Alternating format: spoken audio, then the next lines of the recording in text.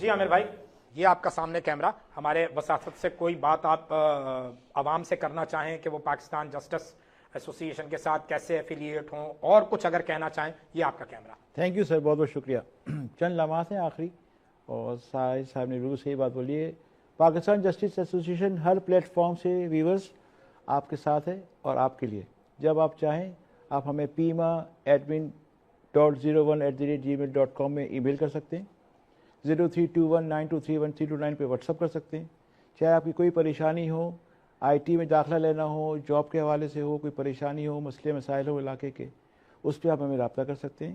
یہ میں دوبارہ دے دوں گا، یہ اپنا اس چینل سے آپ کو چیزیں مل بھی جائیں گی. اور دو باتیں کروں گا جو اپنی لائف میں دیکھی ہیں، کہ ایک تو والدین کی رسپیکٹ کریں تاکہ آپ کو عزت مل سکے ملک کے اندر.